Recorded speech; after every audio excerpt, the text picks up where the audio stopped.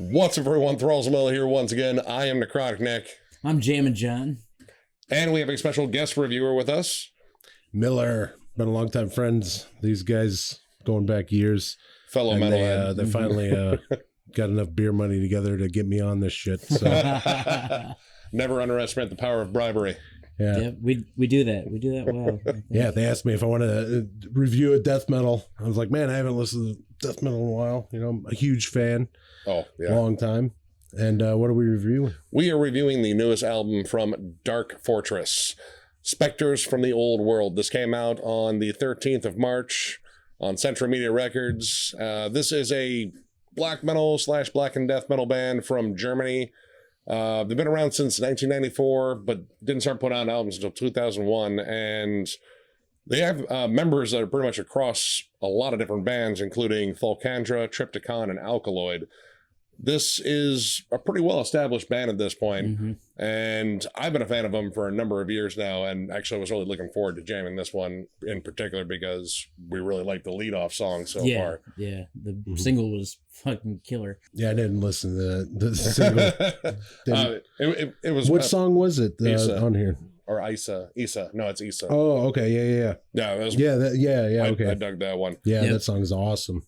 Yeah, it was a good middle to the album for sure. Killer. Yeah, this whole thing really builds up. Oh, definitely. The first half. It's a good balance of riffs and atmosphere. And I mean, if you love just good chuggy parts, you're gonna get them. If you love like those ambient tremolo parts, you're definitely gonna get those. Wall of blast beats. Definitely gonna get those. Incredible dissonance. Again, that's one of my favorite words in metal is dissonance. It's something that shows up. It kind of it's its own kind of melody, and it kind of gives you that creepy, haunting kind of feel across the board. Even the intro, which I really bitch about intros, is actually musical. It's its own small song, and it's kind of this nice little sample size of what you're gonna get. Well, right. It's both a great precursor and a great pace setter for the record. Yeah. Which doesn't occur too often in intro tracks. It's generally just like someone like, hey, I got these cool sci-fi noises. You want to just throw about a minute of that in the front of the album? Sure, that's a waste of time. Let's do that. Right. This what I went back to in the later part of this album was I understood this first part, you know, because I was like, all right, this is kind of cool, but whatever, these big intros, blah blah blah. But then the way they structured this album, it made sense. The first track, and it led into the first big track really well. Yeah. Coalescence. This track is a beast right out of the gate. I love the dissonant tremolo melodies on this in particular. They are very memorable. The drums are just flying on this song in particular. And precise as fuck. Oh my God. That dude is on it. Yeah. The dude's a machine. Is on it. And the production on this song reminds me of like earlier Nevermore. I heard a bit of that. Like, maybe not so much on the guitars, but especially in terms of like how it's still gritty, but it's very crystal clear. Right, exactly. That's what reminded me of Nevermore in this case. Like it seemed like that kind of mix. Like this definitely isn't like your raw black metal or anything like that, but it has a fierce heaviness to it. It by no means lacking. Dirtiness too, man. It gets dirty. Oh, those guitars have some grit on them. Oh my God. And the vocals are all over the place on this like ranging from screams to like growls and like kind of hollowed shouts and everything.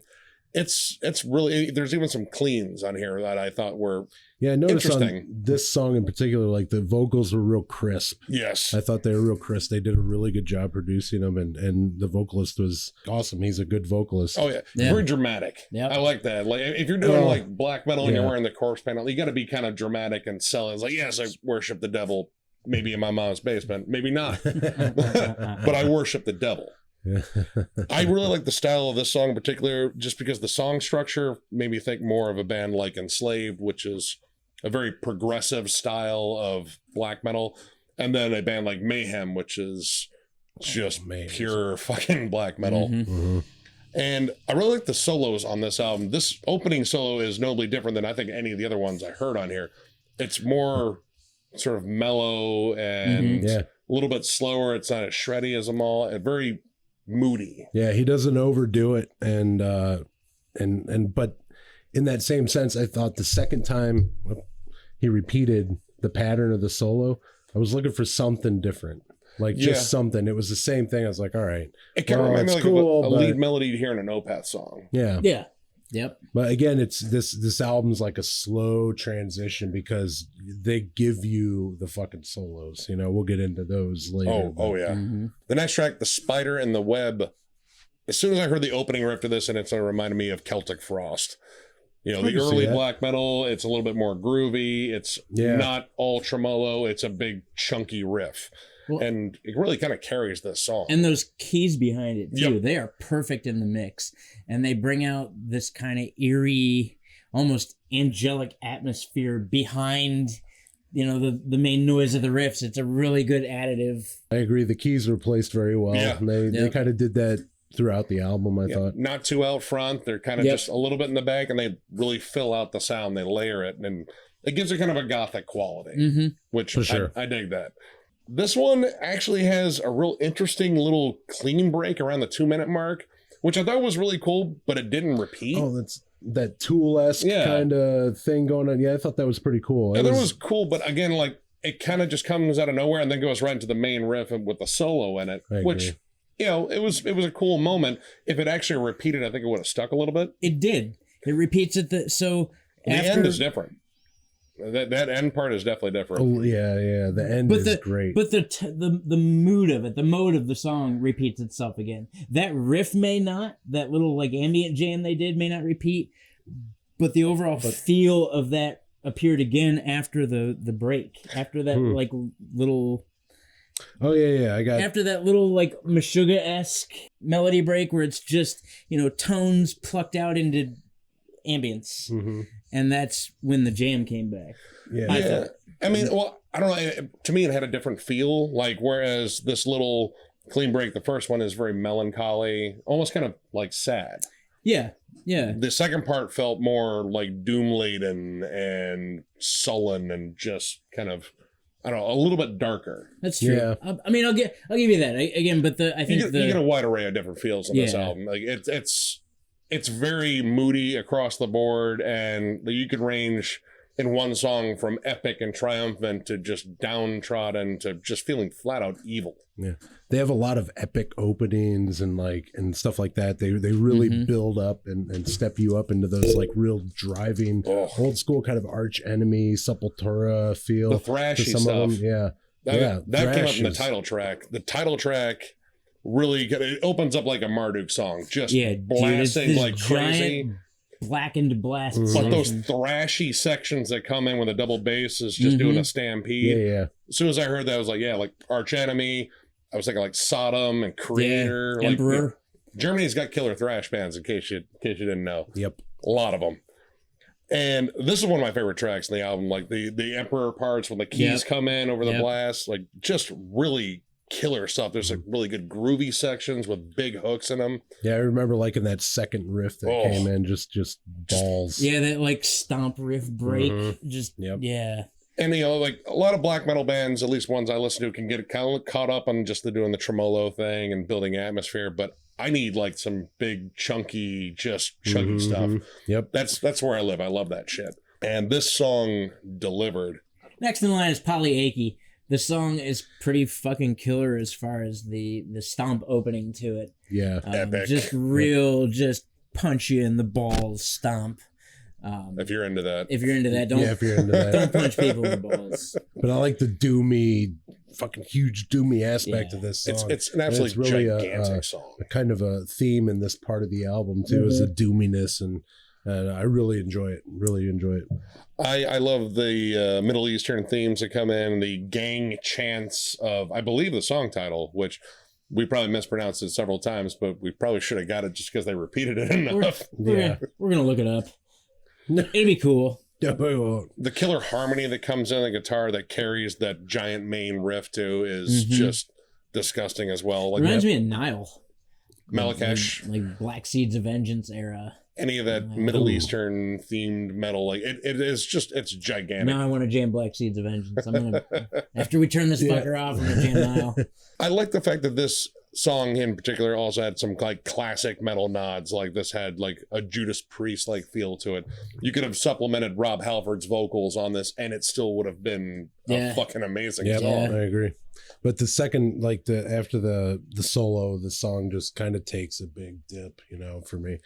I felt like, anyway, it kind of got lost. I don't know why I felt lost in it. I didn't feel as connected to some of that wispier stuff that they do in the previous songs. Yeah, I do like the ambience, but I mean, overall, I this was one that had its hooks firmly planted in me. For sure. I love this one. And then Pazuzu. This word is so fun to say. When I go back Exorcist, guys. When I go back to work Monday, fucking Pazuzu. How you doing, Pazuzu? It's gonna bring up ancient Sumerian demons. The word of the day. This one had an overkill feel as far as like the punky delivery. Out of the gate, like dude. really like punky thrash metal. I got reminded of Megadeth too, actually.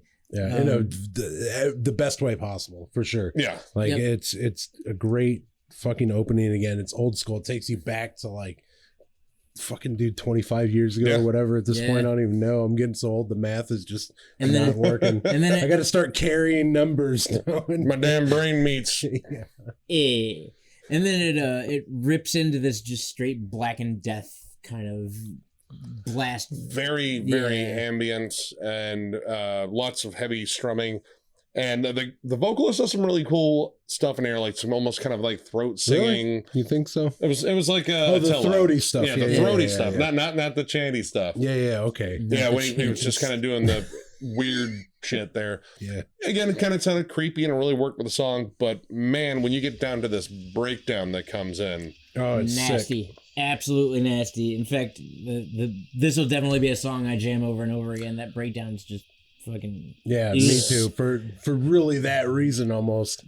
Not because the rest of the song, despite the vocals are the rest of the song is killer. I love it. But that transition is perfect. It's spot on. It's exactly what you want. It's what you need. You didn't know you needed it in that song. You know, imagine like the heart rate of a hamster on methamphetamines, and that is pretty much how this gallop goes. It is just insanely syncopated.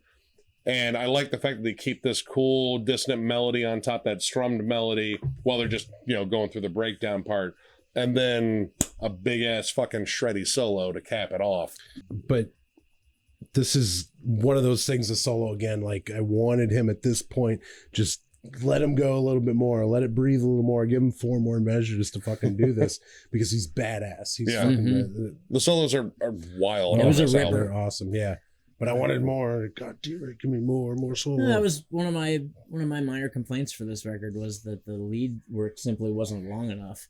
I mean, don't get me wrong, they didn't suck. They were good leads, but they were good enough to make me want to hear more of them, to see where else it could go. And it seems like this lead in particular had some really awesome potential, and then it just cuts and goes into another riff. I wanted more lead. Like, oh, you're like kicking rocks when you turn off your fucking phone. Because I can't play fucking guitar, so no. I can't recreate that. Yeah. The song kind of gets cut off essentially, and then goes in sort of like an interlude. Oh yeah, I remember. It leads into Isa, which I think is beautiful. Isa is my favorite track on this entire album. It was the first one I heard, and I loved it the second I heard it. The songwriting dynamics on this song are absolutely incredible. This builds to just epicness and doom-laden riffing. My God, this album should have been titled Isa Builds, because the building the mode and the mood in this song is on point. Absolutely on point. They do it in the beginning where it's more of like an ambient tribal drum type of thing, and then it cuts to where it starts into a heavy riff, and then it builds again. And the second build is so incredible. The payoff of that build is ridiculous. Yeah, I agree. Yeah. If you're going to lean in with something like that, make sure the payoff is just a big, nasty moment that's instantly memorable. And that's what it was. The style of the song was almost like Behemoth meets Mastodon. You get some proggier elements, and then you get like the sort of black and death metal sound in there. It's just a gorgeous song. It really is. And the lead on this one, I think, you kind of get that extra long one you wanted. Well, because you get two Yeah, leads. you You get that. two. You get that Yep. first one, and But you get then the build Which up is again, badass. too. and then you get a build up again, and then the second one comes in. It reminds me of our buddy Shred. Yeah. Shredlord, who also plays guitar and does a fucking killer job at it. Yeah. It reminds me of something he'd write. Yep. So Oh yeah, no, 100%. A good balance of melody and then wicked technique. Yeah, and I was thinking, finally they give this guy the fucking opportunity to showcase what he's, capable of, and Yeah. And he does it. he's fucking killer, like on point. Everything is crisp as fuck, and it's great. I've listened to the song like 4 or 5 times, and I'm hooked. I'll jam this one repeatedly. Yeah, this one though, the vocals are starting to fucking get to me a little bit. There are some clean section. I think the cleans on this song work. It's just when they're using greater abundance later. Mm-hmm. Yeah, they work, but at this point, they're losing me. They're losing me. I was like super like, okay, this is different. The first part of the album, and they're like really fucking badass. The vocals fit, and then he's moving to this different kind of style, more of into it, and they're starting to lose me a little bit. My gripe is for the cleans in this record isn't so much the cleans themselves, because they were decent. It only goes off key a little bit. Well, the next song, Pulling at Threads, that's where the vocals I thought were like, oh man, this is in Deepest Time too. Like both these tracks back to back have kind of a similar feel to them. They're a little bit shorter than some of the other ones in the front half of the album. Mm-hmm. And there are some really cool parts in them, but they kind of build around these clean choruses that aren't necessarily the best. They don't really have a tremendous hook in them. No, they don't. They don't have a lot of anything in them. And really, they're too in front in the mix too. Like if you're gonna do clean vocals, and even if you don't do them that well, in this style, if you're gonna do clean vocals in this style, you want it to kind of be back a little bit more and let the instruments kind of take the front face of the track. Mm-hmm. But in this case, the vocals were just a little too out in front. If they just pushed them back just a little bit, it would have meshed a lot better. And I think it would have done better overall for the feel, for what they were trying to go for. Yeah, and with what Deepest Time is the next one. Yeah. Again, it was the fucking riffs are awesome. Machine gun. Awesome, but it's very Sepultura. The old vocals Sepultura. there were pieces of the vocal in this, but there was one part where I was like, man, it sounds like fucking Till from Rammstein. He did it only for like I think one part. I was like, it took me back. I was like, oh, that's fucking badass. The chorus on this song in particular just did not fit anywhere on this song. Like, it didn't belong there. It belongs on a different album. Yeah, to be honest, it didn't work with the song, because the song is urgent, it's galloping, it's in your face, and then this chorus is kind of listless. It totally changes the dynamic of everything that's going on and everything they established in the buildup of the song, and it changes this thing so abruptly. Like, that's like really sour. It's just sour to the ears. It actually seems like at least to me, it seemed like in the last couple songs, it almost seemed like they were like an afterthought. They are shorter. Because they're shorter and they don't really fit with the mode of the album. Mm-hmm. Yeah, that's really changing here in the procession. The Penrose procession, which I liked. Yeah, it's a cool little builder of an interlude. But now I don't like it because I know that this is the last part of this album that I'm going to really like. I liked bits of Swan Song. I just felt it was overly long. There were parts that remind me of Dissection, which I'm a huge Dissection fan. Those guys bridge the gap between melodic death metal and black metal. But this is where the choirs come in. Right, the choir vocals came in. Like if you've heard the new Sepultura, the angelic choirs, this is like the same thing. Except this is the band doing the choirs, and and this is the band doing, and someone's off key. It makes the song overall feel hokey. Yeah, like very. It changed from a song that could have had potential into just like, this is fucking stupid. I'm gonna skip this track. If it was chants, like an actual like deep chant. Correct. I don't even know if that, because the way he layers his vocals and stuff, I don't know if that would even save it. Because I was like, the fucking riff comes in, I'm like, okay, they really missed an opportunity in the front of the song to really make a badass transition. They build that up, and then it's like, oh. you know, Right. and then you're going on, and then the choir parts Yeah. come in and stuff, and you're like, oh, I got to listen to more of this vocal style, and then you're like, oh, I get this again and again, so now I'm just in it for this, and I was kind of really glad the song was over. And repetition's good in a song as long as you're repeating good spots. Yeah, it works for White Zombie. Right. know? Don't pick the bummer spots of the song to repeat. Well, this riff sucks. Cool, let's play it 9 more times. Yeah. What are you, Andy Kaufman? There you go. Now, I kind of like the closing track. It's even a little bit more of an outro, Nox Array. And this is where the church bells come in and crowbar riffs. Yeah, the crowbar. Yeah, this was definitely a doomy, heavy jamming track, and those bells just set it off. I really like that. The bells are eerie, Mm-hmm. and Satan's church, man. Yep. It's way more fun, I'm sure. I'm glad they went back to that doomy kind of thing to kind of remind you what the album was, because the last fucking 10 minutes kind of sucked, you know. But hey, remember this? Yeah, I do, and I'm gonna go back and listen to those and just skip those. But the interesting thing was that they did the choirs again, except it was either all in German or Latin. And it was okay because it was in German. And it was deeper. That higher register and wasn't the cadence in there. in which it was delivered was more of like a chant cadence. Yeah. Even if it wasn't a chant, it was still delivered like that. It was like 5% those and 90% German, but it worked. It worked. I mean, you say anything in German or Latin, it sounds way creepier than anyone saying anything in English. Overall, I thought this was a pretty solid listen. There are some songs in here I am absolutely 100% going to play again. Mm-hmm. I like the mix. The production was good. Kind of tapered off towards the end, but there's still enough there that really just got me hooked, and I can't wait to see these guys live at MDF. So I'm going to give this 4 stars. I think this is a killer listen. If you like black metal, death metal, even some prog metal, there's a good chance you'll dig this. I'm also going to give it 4 stars. To be honest, this is one of my first introductions to Dark Fortress, at least to listen to the whole album. I've heard other Dark Fortress songs. Took me a minute to get into black metal, but hanging out with this fucker for, too long. Got a little bit more into black metal, and I really, really enjoy the sound of this album. Again, I'm all about ambience and dissonance, and the musicianship on here was killer, and my minor gripes are simply minor gripes. Great record, and again, I can't wait to see these guys at MDF either. They'll definitely be somebody we check out. I hope they're at the Ram's Head. Yeah, I think they are. Awesome. Yeah, I thought the album was fucking killer. This is the first time I've ever heard this band, and they nailed it home in the first 70% of the album for me, which I still give it a 4 out of 5.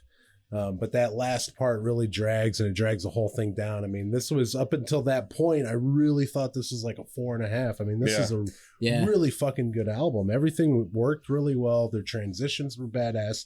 There's a few mishaps there in some of the transitions in the middle part of the songs, but or in the middle part of the album anyway. But I really like that 3 acts. Yeah. But the third act just was like, eh. It's like, okay, we were talking about, it's a good thing that ending went to the Doom stuff, because then you remember that. Right, if you're gonna open strong, you gotta close strong. Yep. Yeah, it's a nice bookends. Yes. Yeah. Yep. So if you like the video, give it a thumbs up, and if you are new to the channel, subscribe, because once we hit 1,000 subs, we're gonna give away a Cryptopsy hoodie. We're almost there. And we can get monetized. We're looking forward to that. Just so we can buy more shit. Yeah, I mean we'll go to more concerts. Oh, go to more concerts. More reviews. But look, give you quality shit. It's like he knows us. We can also have more giveaways too. So thank you very much for watching, and look for more reviews and shit in the future. Catch Take you guys care. later.